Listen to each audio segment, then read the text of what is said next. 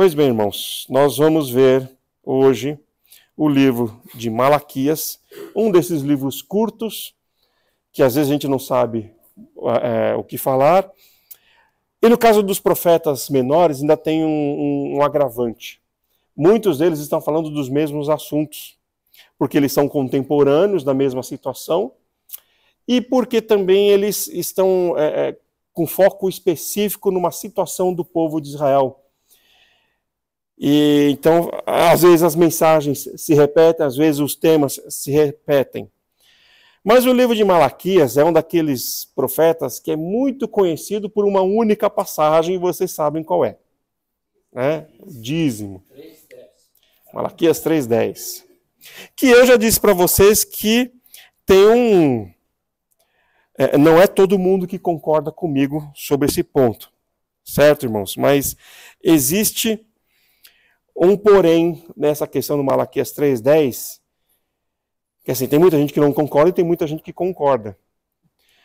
Que a promessa de derramar a abundância não está limitada à pessoa ser crente ou não. A promessa, a lei da abundância do dízimo, está limitada apenas ao ato. E é por isso que esse versículo tem sido muito enfatizado em Malaquias e tem sido muito usado. Porque esse versículo não diz, olha, se você for fiel, se você obedecer, se você honrar a Deus, se você se batizar, se você for membro da igreja, se você viver uma vida certinha e der o dízimo, Deus vai te abençoar. Mas se você der o dízimo e não fizer nada disso, Deus também não vai te abençoar. Não está escrito isso. Está escrito simplesmente, se você der o dízimo, você vai ser abençoado. Então é um daqueles mandamentos que serve para você dizer o seguinte, não importa se o sujeito é crente ou não, se ele der o dízimo, é a promessa de Deus.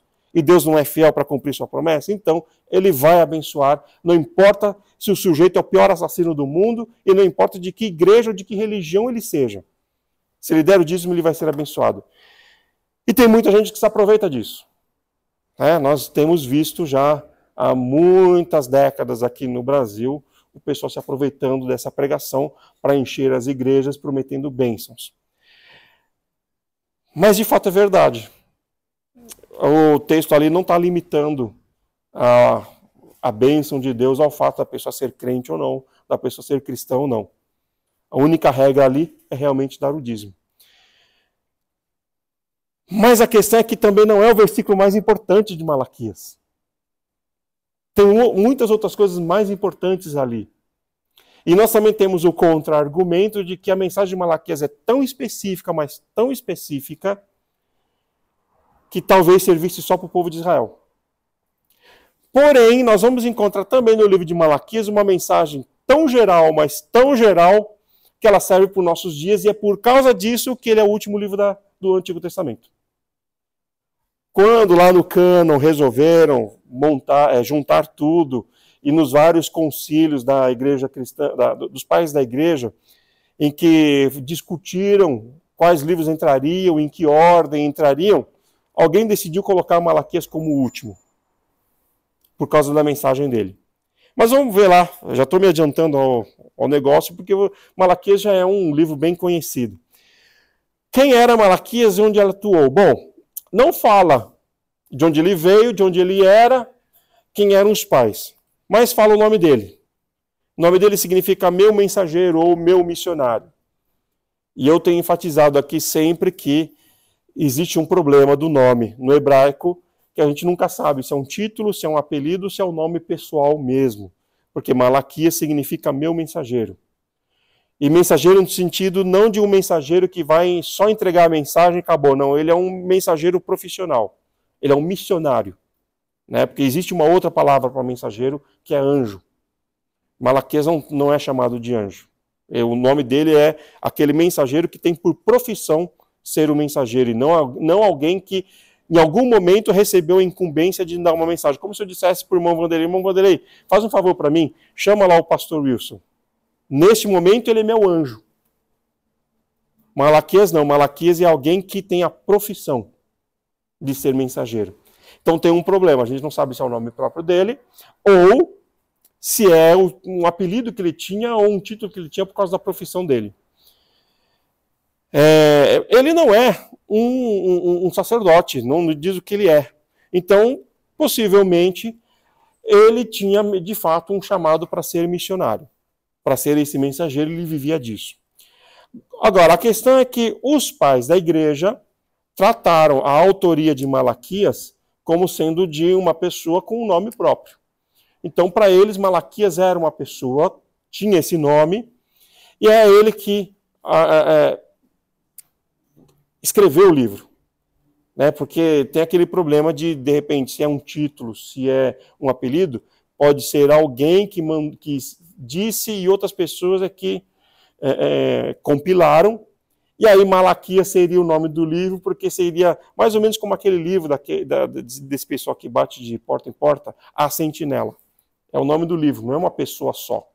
Né? Não é uma única, não é um indivíduo, mas é o nome do livro. Então Malaquias seria o nome do livro, não da pessoa que escreveu. Mas os pais da igreja tratam como sendo uma pessoa, um indivíduo, que escreveu o livro.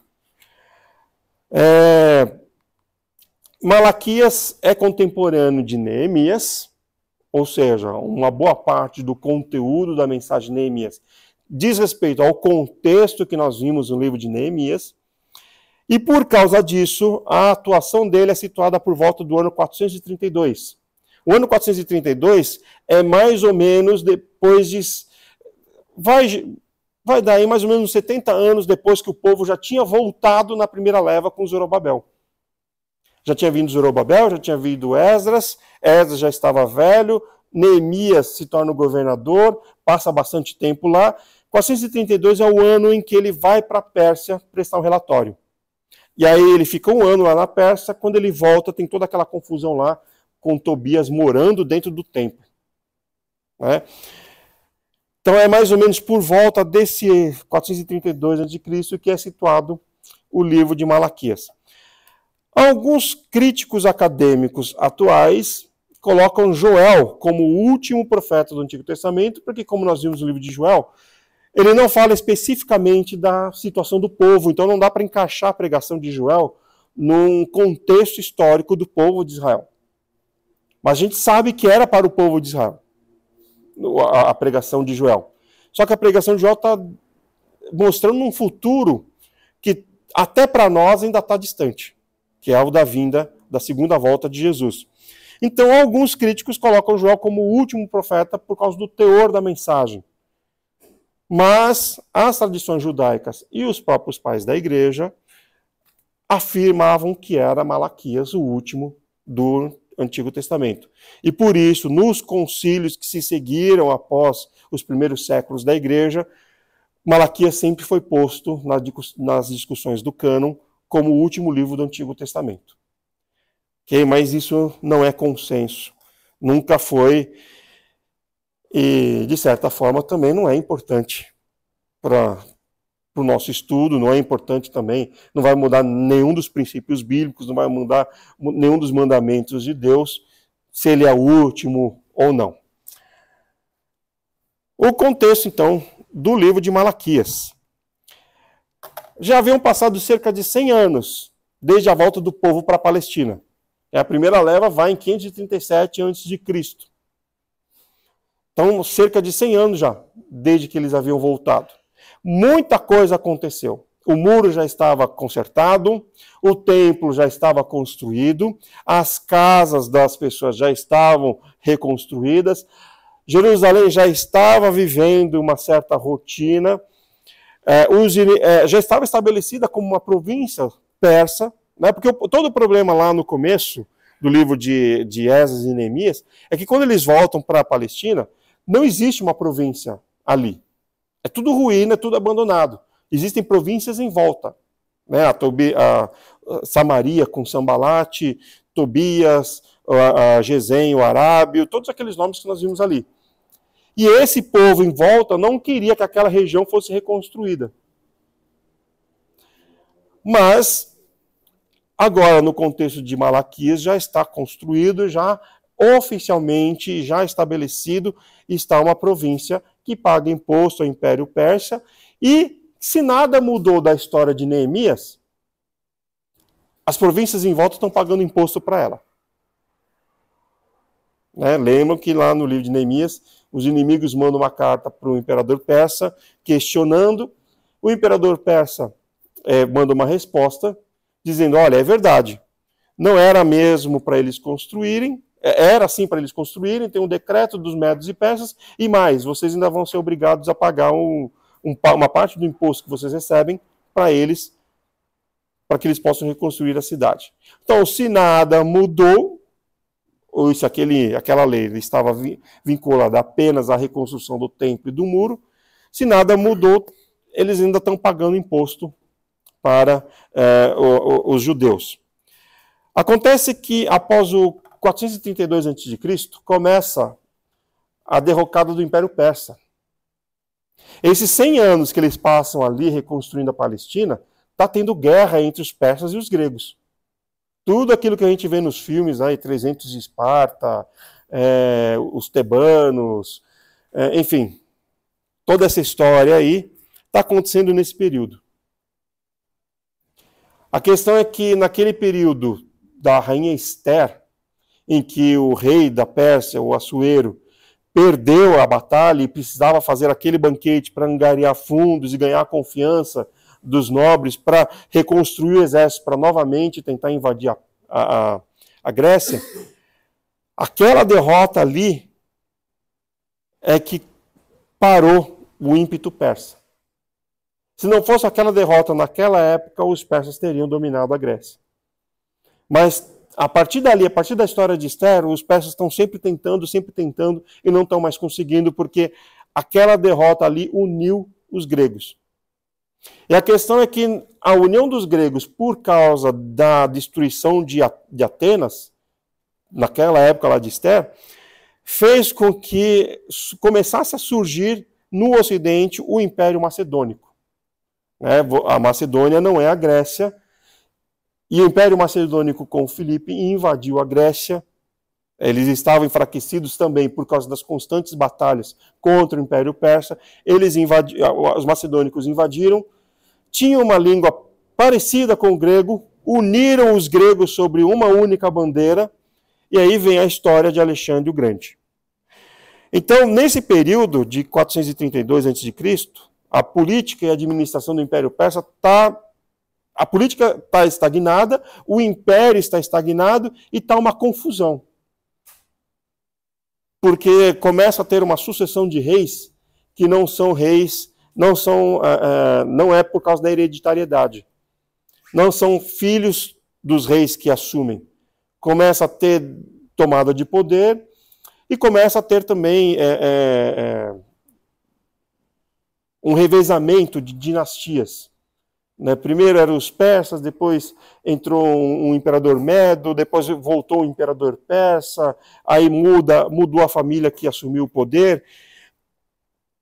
A política está confusa, a administração está confusa, o império está estagnado. Ele conquistou o que podia conquistar, não foi muito mais para o Oriente e não está conseguindo avançar no Ocidente. E, então, isso propicia o surgimento do Império Macedônico. Acontece que, com a estagnação do Império Persa, que era de onde vinham os recursos, e vocês podem lembrar na história de Esdras, que os governadores lá, a primeira carta que eles mandam para o Império Persa é: olha, estão reconstruindo uma cidade aqui que no passado era uma cidade que causava muita confusão e que teve reis poderosos. E se eles se reconstruírem, eles vão se rebelar contra o império, vão parar de pagar o imposto para o imperador, e não nos convém, E os governadores lá sendo hipócritas, puxando a sardinha para o seu lado e bajulando um pouquinho o imperador, não nos convém que o erário do império seja onerado dessa forma, ou desonerado dessa forma. E aí, então, é que vem o primeiro embargo à construção do muro e do Templo de Jerusalém. Porque essa região toda dependia dos recursos que vinham do Império Persa. Como o Império não estava se desenvolvendo mais, a Palestina estava tendo um problema, porque o povo lá estava se multiplicando. Tanto o povo judeu, quanto todos os outros povos em volta. E não é só isso, é que Uma coisa que é característica dos períodos imperiais é que onde há o império, há uma relativa paz, há um relativo sossego. As animosidades, os racismos, as discriminações, as diferenças étnicas continuam. Mas por causa da obrigatoriedade de obedecer à lei do império, por causa da opressão do império, tem uma relativa paz, o pessoal fica sossegado. Ficando sossegado, não tendo batalhas para travar, não tendo guerras, o povo se multiplica. E era isso que estava acontecendo ali. Com os recursos do império e com a relativa paz, estava tendo superpopulação na Palestina, o que gera fome, desocupação, né? Pessoas sem ocupação profissional, e gerava também confusão. Então era necessário, de vez em quando, a aplicação rigorosa das leis por parte dos governantes. E aí, nesse contexto, é que vem o livro de Malaquias, porque nós vamos ver que muitas das passagens do livro vão tratar de fato de problemas que estavam acontecendo ali.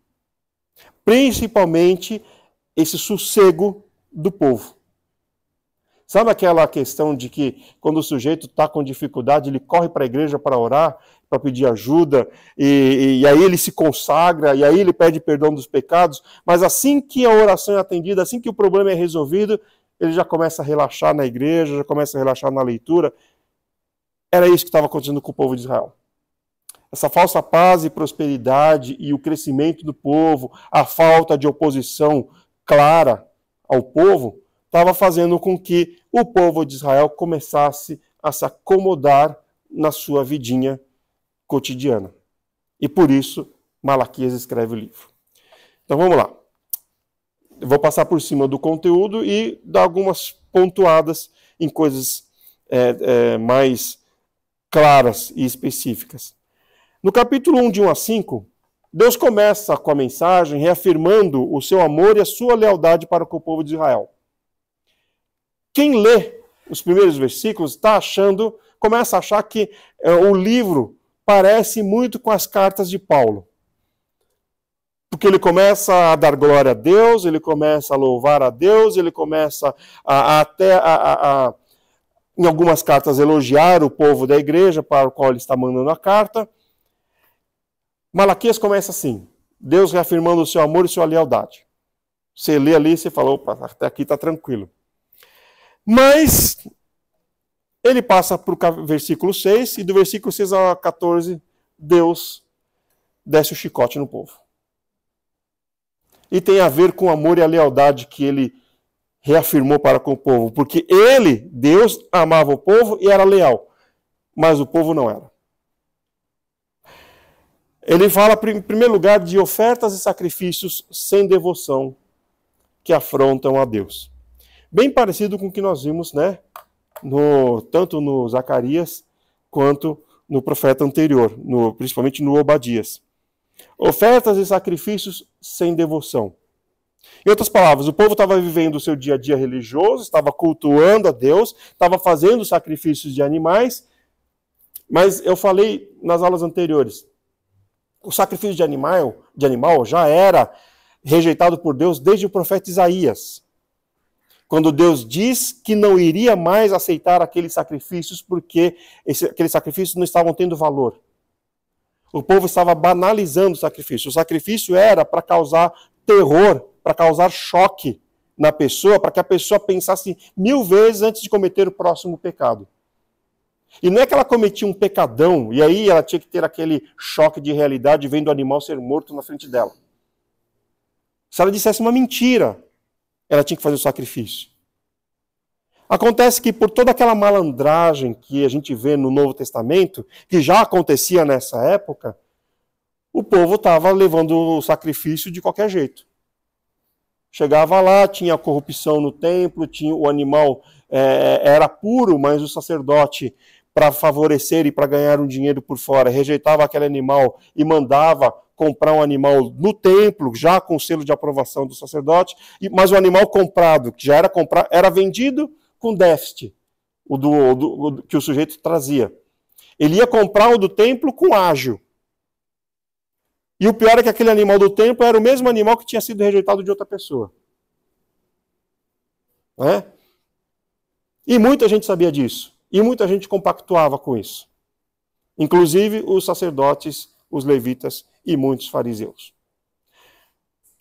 Tudo isso já tinha nessa época. Por isso que Deus rejeita o sacrifício de animais, porque virou uma coisa banal. Era como se o cara pecasse e pensasse assim, como muita gente pensa hoje. Ah, é só pedir perdão a Deus, que Deus perdoa tudo e tá beleza.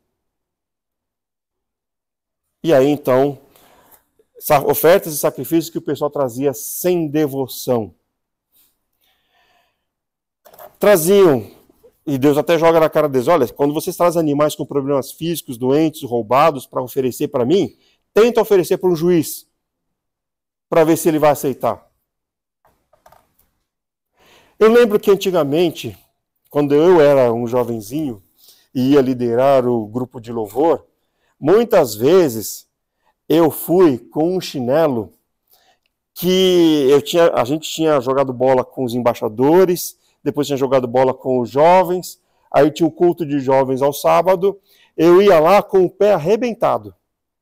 Então eu botava um chinelo, mas não era um chinelo havaiano, um chinelo de dedo, era um chinelo um pouquinho mais diferenciado, que era uma época que estava surgindo a moda do sapatênis, do chinelo que era mais invocado, que você podia usar em qualquer lugar. E um irmãozinho mais antigo chegou para mim e falou, escuta, se você for no juiz hoje, você vai poder entrar com esse sapato aí? Com esse calçado aí? Eu falei, não. Pois é, você está diante do juiz dos juízes. Você vai dirigir o culto com isso daí no pé? Aí eu parei, né, de chinelo. Aí eu falei, bom, das duas uma, ou eu tomo um anti-inflamatório, depois de jogar com os embaixadores, porque eu era o conselheiro deles, ou vou parar de jogar com eles para poder estar com o pé em ordem para poder dirigir o culto. Mas é o mesmo argumento aqui. E eu acho que está valendo isso até hoje, né? Você não pode entrar diante do juiz de bermuda e de chinelo, né? Você tem que ir lá. Eles mandam uma carta dizendo qual é o tipo de vestimenta que você tem que ir, e qual tipo de vestimenta que não pode usar.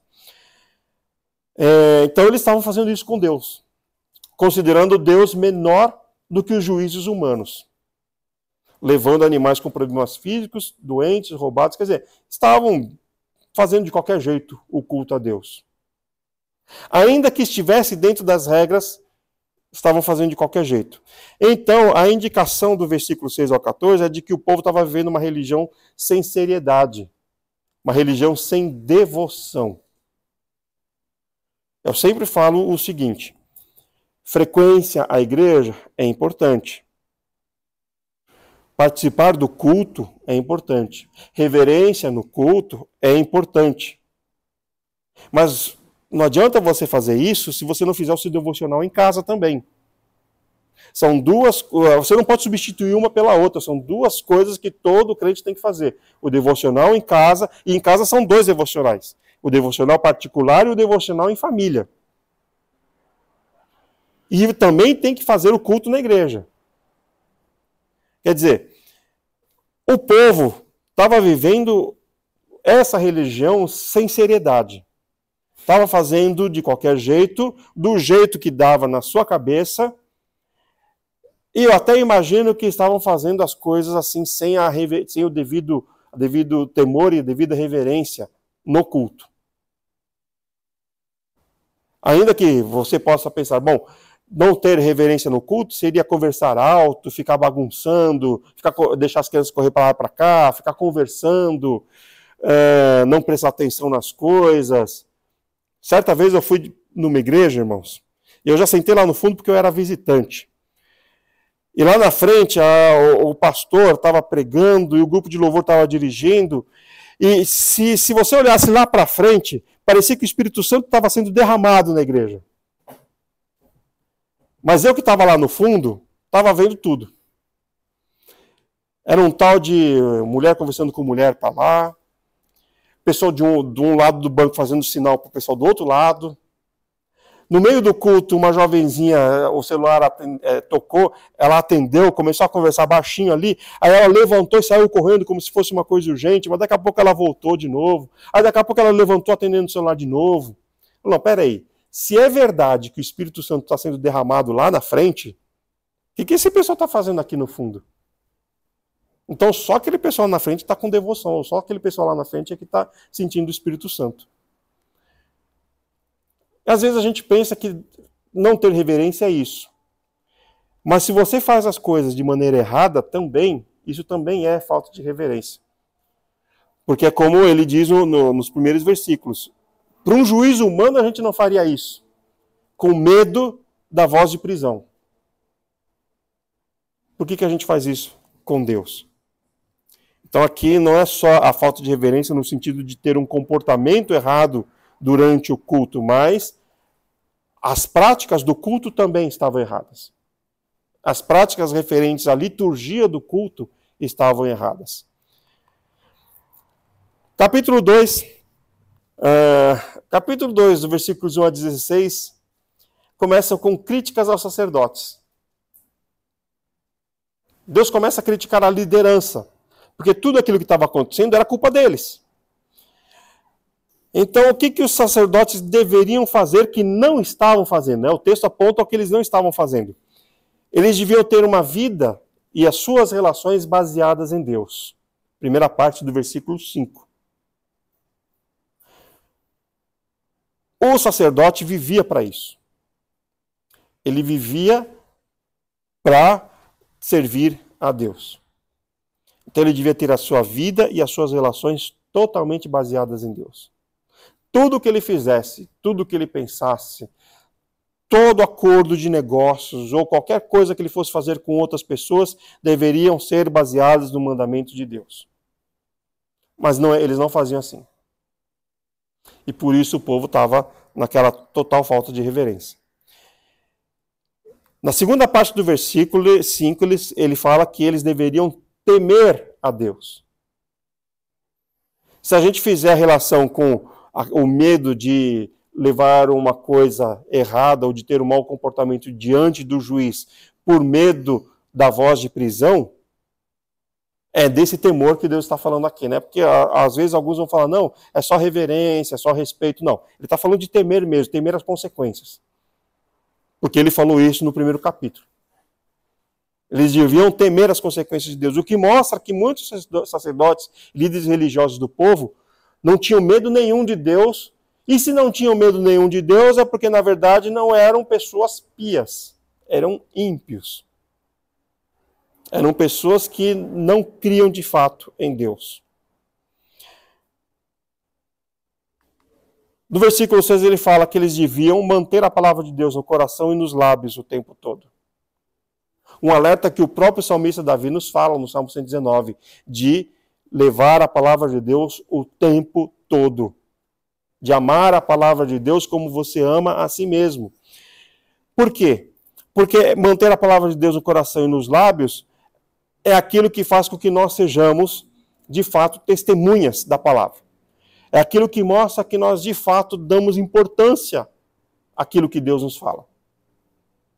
Né? Então, mais do que todo o povo, os sacerdotes deviam falar em salmos, hinos e cânticos espirituais. Mas não era isso que eles faziam. Então você imagina que talvez os sacerdotes, além de não crerem de fato na existência de Deus, por não terem medo das consequências, não tinham a vida e as suas relações baseadas em Deus e, portanto, conversavam sobre tudo menos sobre a palavra de Deus. Então a gente imagina que possivelmente nem gastassem tempo estudando a palavra de Deus. O versículo 6 continua falando que eles não deviam deixar suas expressões e o seu modo de proceder serem contaminados pelo mundo. Um dos pecados recorrentes que os profetas falam para o povo de Israel era que eles a todo instante estavam deixando que os costumes dos gentios, os costumes dos pagãos estavam entrando no povo, nos costumes de Israel. E existe aquela questão de nós termos cuidado, sim, com aquilo que a gente traz do mundo para dentro de nossas casas, para dentro de nossas igrejas. Mas ter cuidado é diferente de proibir. Algumas coisas na lei de Moisés eram proibidas. Outras coisas era para se tomar cuidado. O que acontece é que eles não estavam só não tomando cuidado, eles estavam trazendo coisas que eram proibidas. Como, por exemplo, fazer imagens. O problema de fazer as imagens para eles não era só que eles se curvavam diante das imagens como deveriam se curvar diante de Deus. É atribuir à imagem um poder místico ou um sortilégio. Que começa desde lá antes do povo de Israel, com Raquel brigando com Leia por causa das mandrágoras que Rúben achou, porque elas acreditavam que aquelas mandrágoras seriam afrodisíacas e, portanto, Raquel queria as mandrágoras para fazer um chá especial para ela poder engravidar de Jacó. O que não deu certo. Então, desde o começo, o povo de Israel faz isso. Não é a questão de adorar, de se ajoelhar diante da estátua, é de atribuir a aquele objeto algum poder, algum sortilégio, alguma simpatia, vamos dizer assim, alguma energia que talvez influencie na vida. Quer dizer, na verdade, no fundo, é tudo a mesma coisa. É tirar de Deus o poder, é tirar de Deus o querer fazer as coisas e atribuir a um objeto inanimado, que não pode fazer nada. Então não é só que eles estavam não tomando cuidado com coisas do mundo que eles deveriam tomar cuidado. Mas eles estavam levando coisas proibidas para dentro da religião, para dentro do seu comportamento. Eu imagino até, como a gente viu nos outros profetas, e havia pessoas, sim, que costuravam saquinhos com ervas mágicas para as pessoas pendurarem no pescoço, para serem protegidas de mal olhado, de má sorte. Isso a gente viu nos outros profetas. Eles criticam mulheres que faziam isso. Esses sacerdotes deixavam. E talvez até, vamos dizer assim, se alguém perguntasse, tinha um fundamento teológico para explicar o funcionamento daquilo, né? Como muita gente hoje pega a Bíblia para explicar e com base, com muita autoridade, muita coisa, explica algumas coisas bem bizarras através da Bíblia. O versículo 6 continua dizendo que eles deviam caminhar diariamente com Deus. Olha, esse caminhar diariamente com Deus me indica a ideia de uma devoção particular com Deus. Então, esses sujeitos não tinham vida devocional. Não tinham vida de estudo, vida de oração, vida de jejum. E eles deveriam ter, porque como sacerdotes, como líderes, eles deveriam ser o exemplo. Eu sempre tenho na minha vida esse ditado, olha, não peça para ninguém fazer algo que você mesmo não faria. Porque se você não faz, das duas uma, ou é porque é muito difícil fazer e você não consegue, ou porque você não está afim de fazer porque é desagradável, ou porque vai te causar algum transtorno, algum prejuízo. Então você também não vai querer isso para os outros, né? Pensando como Jesus. Faça para os outros o bem que você quer que os outros te façam. O contrário é, não faça o mal para os outros que você não quer que te façam. Então, se te dá trabalho, se você não está afim, se é difícil, por que você vai pedir para o outro fazer? E eu costumo usar isso quando a pessoa pede ajuda, a gente ajuda e ela ainda reclama, porque não saiu do jeito que ela queria. Eu falei, espera aí. Eles não faziam isso. Pois bem, dedicar-se à salvação das almas, continua o versículo 6. Olha só. Eles que deveriam ser responsáveis por ensinar as pessoas o caminho de Deus, não estavam ensinando. Então, aqui é um dos versículos, é um dos profetas que começa a introduzir a ideia de que o líder religioso, ele é responsável pela salvação das almas. Não é ele que salva, ele é responsável, porque ele foi posto lá para isso. E eles não estavam se dedicando à salvação, seja no sentido de ser um relapso, que não estava cuidando disso, seja no sentido de ser alguém que estava fazendo coisas que estavam levando os outros a cometer erros. São os dois aspectos. Tem aqueles que são relapsos, tem aqueles que estão fazendo coisa errada, como diz Jesus nos evangelhos, condenando os outros também. Que ele lança essa acusação para os fariseus, que eles estavam condenando os outros ao invés de salvar. E no versículo 7 ele fala que era para os sacerdotes procurarem conhecer mais sobre Deus e sobre sua palavra para instruir o rebanho. Então aqui Malaquias está falando, olha, vocês deviam estudar a palavra de Deus e não estão estudando. Vocês deviam se instruir sobre outras coisas e não estão instruídos. É um consenso geral nos dias de hoje que os pastores têm que se preparar, não só teologicamente, mas também em outras áreas. Porque ele vai lidar com essas coisas na igreja. Ele vai lidar com conflitos entre casais, ele vai lidar com conflitos de faixa etária, ele vai lidar com conflitos culturais, com conflitos linguísticos. Então o pastor tem que se preparar em outras áreas. Os sacerdotes ali não estavam se preparando nem no básico, que seria o estudo da palavra de Deus. Sabe aquele sujeito que... E no caso deles isso era mais comum até. Hoje a gente não pode mais falar filho de pastor, pastorzinho é. Mas naquela época, filho de sacerdote, sacerdotezinho era. Porque era hereditário. O sujeito era da família de Arão, ele era sacerdote. Então o sujeito se arvorava nesse título, ele fazia o que queria. Porque ninguém ia tirar isso dele. Para o cara deixar de ser sacerdote, ele tinha que fazer muita, mas muita coisa errada mesmo.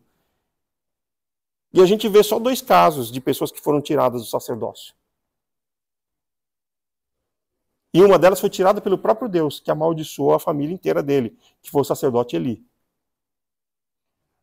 De resto, o cara tinha que fazer uma coisa muito, muito, muito errada para o povo enxergar nele. Não, isso aí não serve para ser sacerdote. Mas tinha. E no caso deles isso era comum, porque o título de sacerdote era um título hereditário. O sujeito era filho de sacerdote, ele era descendente de Arão. Então, só ele podia ser sacerdote. Certo? Capítulo 2 continua, a partir dos versículos 9 a 16. Aí ele vai falar, ele deixa de falar da liderança, ele começa a falar do povo. Lembra que no começo do capítulo 1, ele falou, olha, o meu amor e a minha lealdade continuam, mas o povo é infiel. Então ele começa a falar da infidelidade do povo em relação a Deus. E aí ele começa a dar a metáfora do casamento. Essa metáfora do casamento, para explicar a relação do ser humano com Deus, está presente em todos esses profetas aí. Nós vimos em Isaías, em Ezequiel, em Amós, em Oséias, nós vimos nos Evangelhos, e nós vamos ver no Apocalipse, nos 2 últimos capítulos, a alusão à noiva de Cristo. Então, a metáfora do casamento é sempre usada na Bíblia para explicar essa nossa relação com Deus. O que implica o casamento? Compromisso, companheirismo, fidelidade, compreensão, perdão e, claro, o amor. Deus usa essa metáfora nesses profetas e também em Malaquias justamente para exemplificar quão grave era a desobediência do povo de Israel. Quão grave era a infidelidade deles. No caso de Osés, por exemplo, é o que Osés vai se casar com uma mulher, que é uma mulher da vida, uma mulher do job, como o pessoal diz hoje, né? E Deus o obriga a casar para que a vida dele sirva de metáfora. E a esposa de Osés o trai. E Deus fala para Osés, vai lá atrás dela, traz ela de volta. E os nomes dos filhos de Oséias têm nomes que têm a ver com o comportamento do povo em relação a Deus. Então é uma metáfora que mostra a seriedade do nosso relacionamento com Ele. Que Deus considera a nossa desobediência, a nossa infidelidade para Ele, como se a gente o estivesse traindo em um casamento. Para muitos crentes hoje, a traição é uma coisa que não tem nem perdão. Conversei com muitos, já aconselhei muitos casais. E a questão é que eles falam, olha, eu perdoo tudo, menos a infidelidade no casamento. Posso até ficar sem casar pro resto da vida, mas não volta mais. Tal é a gravidade. Por isso, é claro, vocês podem entender, né, que a traição, em se tratando da traição do casamento, é uma coisa que causa sequelas, que machuca, que a pessoa vai carregar pro resto da vida, porque muitas vezes acontece de maneira até litigiosa, a separação, traz problemas para os filhos, traz problemas para toda a relação. Às vezes tem um marido que é muito amigo do sogro e da sogra, e aí qualquer outra pessoa com quem a mulher casar vai ser mal vista. A mesma coisa, a mulher é muito amiga da sogra e do sogro, e qualquer outra pessoa com quem o rapaz se relacionar vai ser mal visto também. Tem tudo isso que envolve esse tipo de infidelidade. E é o que Deus joga na cara do povo. Vocês estão me traindo como se uma mulher estivesse traindo um homem, como se um homem estivesse traindo uma mulher. Aí acontece que ele mostra onde é essa traição, porque o povo começa a questionar em que nós temos te traído. Ele fala na desobediência, idolatria, corrupção, política corrupta, doutrina corrompida, opressão aos pobres e às viúvas. O profeta Miqueias falou sobre isso, o profeta Jeremias falou sobre isso, e nós tivemos esse problema com Neemias. Foi um dos problemas que o governador Neemias teve que tratar no povo. A opressão sempre foi algo considerado errado por Deus. E tudo isso, diante de Deus, configura uma quebra da aliança. Como se eles estivessem se divorciando de Deus. Quebrando as promessas, quebrando o contrato. Então o povo questiona em que nós temos sido infiéis. E Deus fala, vocês têm sido infiéis nisso. Tudo isso que vocês fazem eu considero como infidelidade. E aí vem o versículo que Jesus cita em Mateus. Deus odeia o divórcio e a violência. Porque se Deus é fiel, qualquer quebra de contrato é infidelidade. É contrário à natureza de Deus, porque Ele é fiel. Então Deus não aceita a quebra de contrato. Só que aí que está. Você pode tentar interpretar isso de maneira metafórica, de maneira figurada. Tá bom. Então vamos de maneira figurada. Toda vez que você promete alguma coisa para alguém e você não cumpre, é um divórcio. Figurado. O problema de interpretar as coisas figuradamente é que pode ser qualquer coisa. Você pode colocar qualquer coisa ali dentro. Né? Então eu posso colocar tudo. Aí fica pior. Né? Se a gente for interpretar que Deus odeia o divórcio e a violência de maneira figurada, fica pior ainda para a gente, porque eu posso colocar qualquer coisa ali dentro. Qualquer errinho que a gente cometer é um divórcio para Deus. Agora, se a gente for interpretar de maneira literal, claro, o divórcio do casamento é odiado por Deus. Ameniza um pouquinho, porque você coloca só o casamento ali. Mas, porque nos versículos anteriores Deus está falando que tudo aquilo que eles fizeram é infidelidade contra Deus, então, claro, a gente pode interpretar isso aqui de maneira figurada. Sem excluir o sentido literal. Tudo que nós fazemos de desobediência para Deus é uma quebra de contrato diante dele. É uma quebra da promessa. É uma quebra do compromisso que nós temos com ele. E é isso que o profeta Malaquias está jogando na cara do povo. Por quê? Porque lá com Esdras, lembra, eles passaram um dia inteiro. É claro que aqui é uma geração foi renovada, 2, 3 gerações foram renovadas, mas muitos daqueles que eram jovens na época de Esdras estão vivos aqui.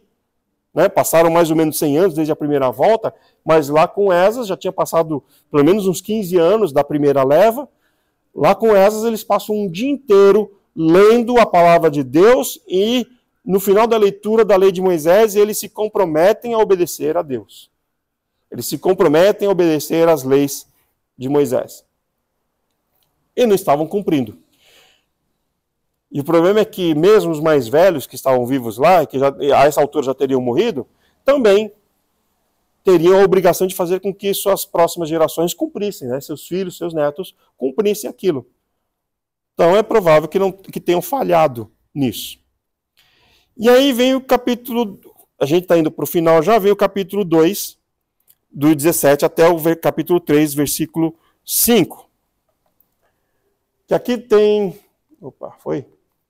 um contexto importante, que vai explicar o porquê da pregação de Malaquias, e vai explicar também a questão de Malaquias ser o último, historicamente, né, ou pelo menos no espaço e tempo, o último livro do Antigo Testamento. Porque ele está falando de uma situação que aconteceu no final mesmo do Antigo Testamento.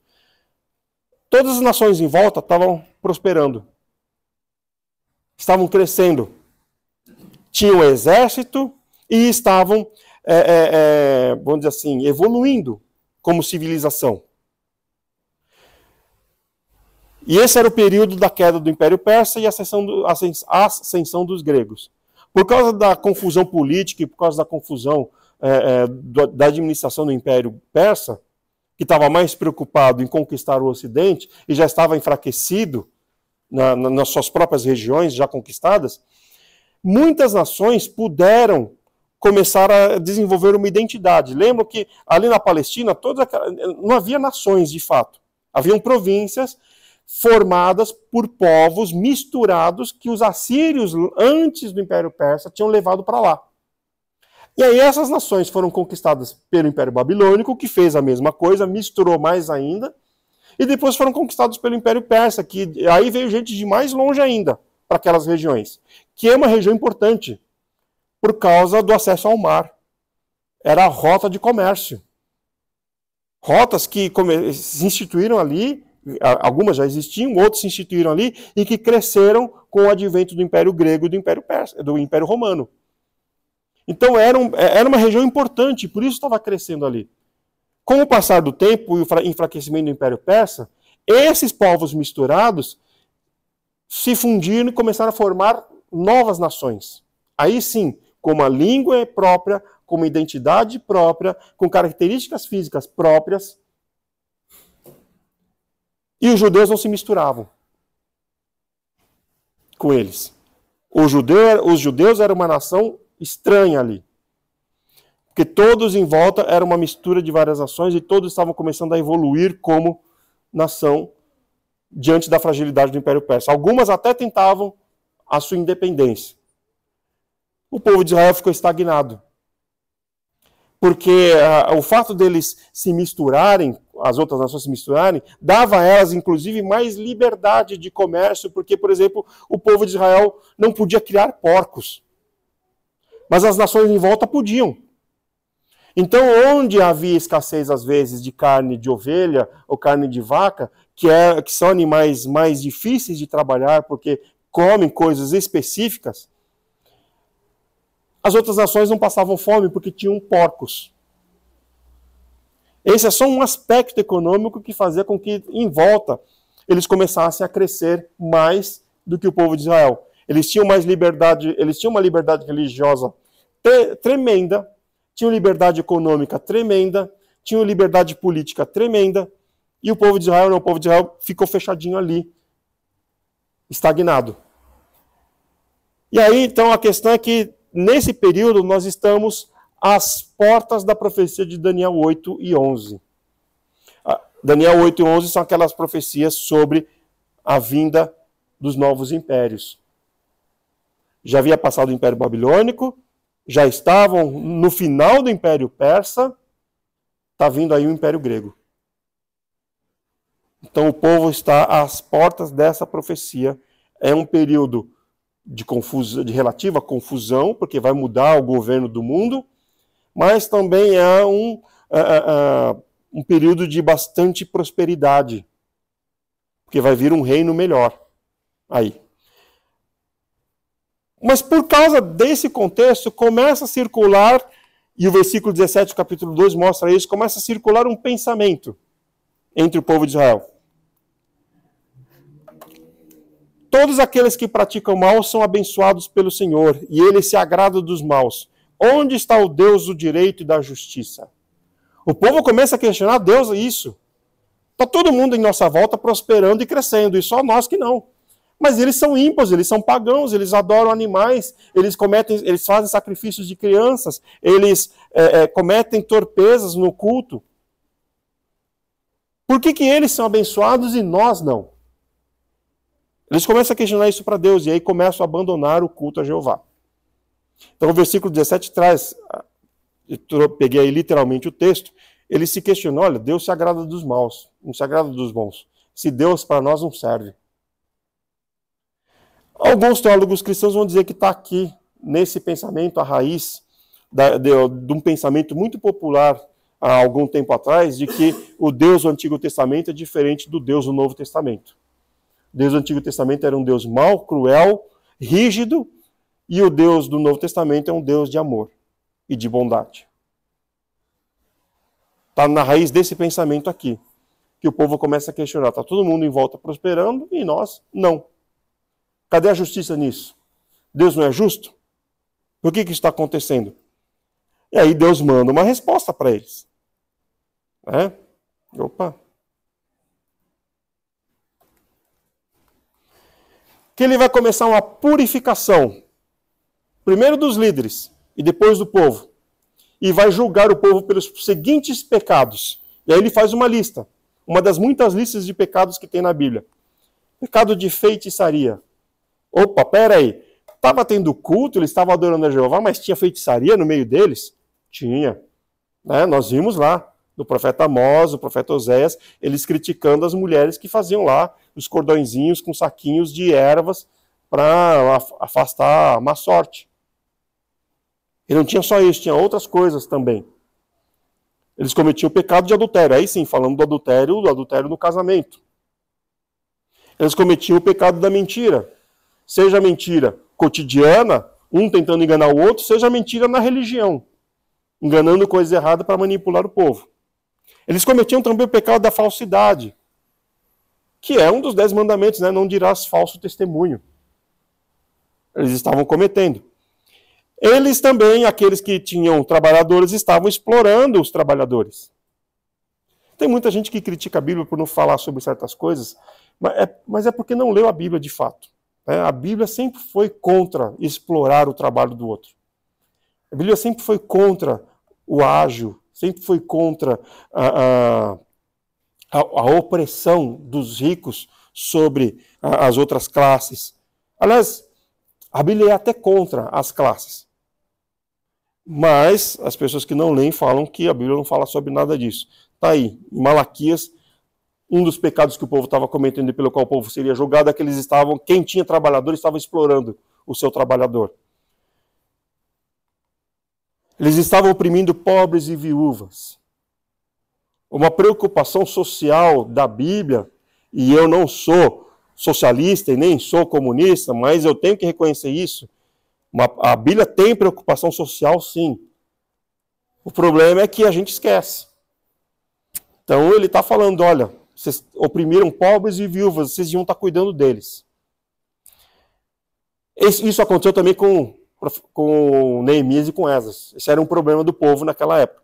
Mas eles também tinham outro problema, que era a xenofobia. E não no sentido deles discriminarem os estrangeiros, mas eles não tratavam os estrangeiros com o pé de igualdade. Sendo que a própria religião judaica permitia que um estrangeiro se filiasse à religião judaica. Mas eles faziam isso no próprio templo. Na época de Jesus, você vai lá, tem o átrio dos homens judeus, tem o átrio das mulheres judias, tem o átrio dos gentios. Não podia se misturar. Então eles praticavam a xenofobia em todos os seus aspectos, desde o extremo de você discriminar e escorraçar e fazer coisas ruins com o estrangeiro, até o simples desprezo, ou até o simples não nem conversar com o estrangeiro, e isso eles faziam. E, claro, tudo isso gera a falta de temor e respeito por Deus, que era algo que eles não tinham. Então, assim, parecia que estava tudo bem, né? Eles estão fechadinhos lá, eles estão cumprindo a religião, eles não estão se misturando com ninguém, não estão adorando outros deuses, estão dando dízimo, estão fazendo sacrifícios, mas estava tudo ali. Novamente, Malaquias é um desses profetas que fala, está tudo no interior.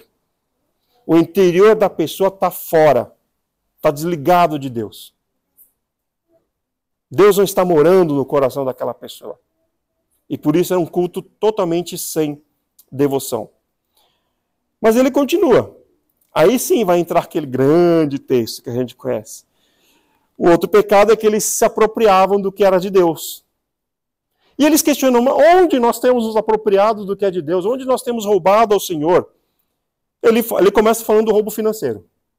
Versículos 8 e 10. O versículo que fala do dízimo não é só o 10. Começa no versículo 8. E Deus dá uma bronca terrível neles. Lembra lá de Ageu? Nós vimos Ageu também pregando para o povo enquanto estava reconstruindo o muro e o templo de Jerusalém. Ó, vocês estão falhando no dízimo, vocês estão falhando no culto a Deus, e por isso quem trabalha está pondo o salário no bolso furado. Quem está plantando não está colhendo. Quem está criando animais não está tendo, os animais estão morrendo, porque vocês estão falhando nessas coisas. Então Deus acusa, olha, vocês estão me roubando. Mas acontece que não é só isso, não é só na parte financeira. Porque muita gente dá mais ênfase ao dízimo, mas ele continua no versículo 12. Estão roubando honra e glória devidas a Deus. Que é o ato de você fazer as coisas e não dar glórias a Deus e não buscar a Deus e achar que tudo que você conquistou, tudo que você tem, foi porque você é bom, porque você que é sábio, porque você que é forte, porque você que estudou, porque você que foi atrás. Né? Sabe aquele ditado? Ah, saúde é o que importa, porque o resto a gente resolve, o resto a gente corre atrás. Não, você não resolve nada, quem resolve tudo é Deus. Então, eles estavam vivendo uma vida em que, ao não buscar a Deus, ao não ter reverência e temor, ao cometer aqueles pecados, ao fazer um culto sem devoção, sem ter o coração disposto com Deus, eles estavam tirando de Deus a glória que deveria ser dada a Ele, a honra que deveria ser dada a Ele. E claro, na obediência, eles estavam também roubando a Deus. Aquilo que eles deveriam obedecer, eles estavam obedecendo. E isso, para Deus, é tirar de Deus o que é dele, o que nós devemos a ele, que é a obediência. Então a questão é que as nações estavam prosperando aos olhos humanos. Mas elas estavam prosperando, como diz o Salmo 73 e o Salmo 137, porque elas estavam largadas por Deus nas mãos de Satanás. Por isso elas estavam prosperando, porque quem estava cuidando delas era Satanás, porque Deus as largou nas mãos de Satanás. E Israel, que deveria ser boa testemunha, não estava prosperando porque estava levando uma vida hipócrita. E a falta de prosperidade dele era porque eles estavam sendo castigados por Deus, porque eles deviam dar testemunho. Então Deus largou as outras nações nas mãos de Satanás e a prosperidade deles era uma falsa prosperidade. Porque a única nação de verdade ali eram os judeus. O resto era uma mistura de outras nações. E o resto, vamos pensar espiritualmente, quem morresse nas outras nações estava indo para o inferno. Né? Estava indo para a condenação eterna. O povo judeu que tinha chance de salvar aquelas almas não estava salvando aquelas almas. O povo judeu que devia dar bom testemunho não estava dando bom testemunho. E por isso que Deus fala, olha, aquela questão lá de eu ser justo ou não, eu estou sendo justo. Eu dei uma missão para vocês deviam testemunhar, vocês deviam salvar as outras nações, e vocês não estão fazendo isso. Como vocês quebraram o contrato e adulteraram contra mim, e foram infiéis, eu estou sendo justo em cumprir a minha parte, estou castigando vocês. Essa é a questão. Por isso que eu sempre digo, cuidado quando você vai pedir justiça de Deus, porque a Bíblia nos alerta. Se você pede justiça de Deus, você tem que tomar cuidado para que a justiça de Deus não se vire contra você. Você não pode chegar diante de Deus como as pessoas chegam aí diante do fórum, ou quando vão fazer uma manifestação, clamando por justiça. Porque, de repente, a situação que a pessoa está vivendo já é a própria justiça de Deus para ela. É Deus castigando, como aqui nesse caso ele fala claramente para o povo, vocês estão passando isso porque eu estou castigando vocês, porque vocês cometeram esse pecado. Né? Então, Deus é justo sim. Então ele responde nesses versículos onde está a justiça dele. A minha justiça está aqui, ó. Vocês quebraram o contrato, estão me desobedecendo, cometendo pecado, estão sendo castigados. Mas aí termina o livro. Termina o livro a partir do versículo 5 do capítulo 3, né? Não, a partir do versículo 14, versículo 3. Ele vai até o capítulo 4, fazendo a promessa do Messias. Tanto no capítulo 3, do 1 em diante, quanto no capítulo 4, Malaquias afirma que, de repente, tudo vai mudar. E que os juízos de Deus vão chegar para o povo de Israel. Aqui, juízo no sentido das bênçãos de Deus. As bênçãos prometidas vão chegar para o povo de Israel. É interessante que no capítulo 4 ele fala inclusive do Elias. E é por isso que na discussão sobre o cânon colocaram o livro de Malaquias como o último do Antigo Testamento. Porque ele fala claramente do Elias que vai vir depois de toda essa situação aqui. Então, no contexto histórico, eles estão no final da história do Império Persa e na chegada do Império Grego, que é onde vai ter aqueles mais ou menos 400 anos de silêncio até o nascimento de Jesus. São 400 anos do Império Persa, surgimento do Império Romano, o Império Romano como uma república, depois Júlio César, depois Marco Antônio, e aí nasce Jesus no reinado do Imperador Augusto. Então, o contexto histórico, a linha histórica é essa. Eles estão no finalzinho da história dos persas, começo da história dos gregos, aqui no livro de Malaquias. E, ao mesmo tempo, Malaquias já está falando, prometendo o Messias, falando que essa situação toda que o povo está vivendo vai mudar para melhor, e vai vir o Elias, prometido. Por isso o livro está em último no Antigo Testamento, porque ele faz um link direto com o Evangelho de Mateus, que já começa com o nascimento do Elias, com o surgimento de João Batista. Então, na verdade, não mudou tudo fisicamente, mais ou menos, né? O povo de Israel, na época de Jesus, estava em franca prosperidade, né? Porque o Império Romano foi a melhor coisa que aconteceu para eles. Eles estão em franca prosperidade. Mas, espiritualmente, chegou a solução de todos os problemas. E é isso que Malaquias está anunciando. E a mensagem de Malaquias, esses últimos versículos, capítulo 4, é até mais clara que a dos outros profetas, mesmo os profetas messiânicos. Porque as profecias de Isaías, de Amós, de Miqueias, elas ainda estão meio envoltas num certo mistério. Quem será? Quando será? Como é que vai ser? Não, Malaquias já está profetizando uma coisa mais clara. Olha, essa situação agora, a situação política, a situação espiritual vai mudar. Vai mudar porque está chegando o Messias e primeiro vai vir o Elias. Por isso, ele termina dizendo que vai ser um dia de alegria e júbilo para os fiéis, prometendo prosperidade e salvação aos fiéis. E aí ele restringe o negócio. Não é para todo o povo de Israel. Vai ser para quem for fiel. O que vai acontecer a partir de agora. Então, Malaquias termina o Antigo Testamento fazendo esse link com essa mensagem. Isso tudo vai mudar, vai vir uma coisa melhor, e já está vindo o antecessor. E termina o livro de Malaquias aí. Não é que não teve profetas depois de Malaquias, se ele foi realmente o último, né? Na verdade, possivelmente ele não tenha sido o último, mas o livro dele é o último posto no cânon. Porque a gente sabe que paralelamente, tinha vários outros profetas falando as coisas, né, e pregando. Não havia sempre um só profeta para o povo. Mas nenhum dos outros profetas da época de Malaquias escreveu alguma coisa ou deixou alguma coisa escrita, ou foi escolhida pelo Espírito Santo para entrar no cânon. Mas ele termina aqui, então, essa mensagem com mensagem de esperança e salvação para nós. Nós só vimos coisa errada, nós só vimos situações tristes e lamentáveis, e por aqui ou por lá, pipocando aí, aparecendo alguém bom, alguém justo, uma certa esperança, um certo alívio, uma promessa se cumprindo. O fato é que, ao fazer o resumo do Antigo Testamento, a gente percebe que a história do povo de Israel foi uma história muito ruim mesmo, com alguns pontos até bem lamentáveis, como, por exemplo, o livro de Juízes. Foi muito lamentável. Mas o Antigo Testamento termina com essa promessa aqui.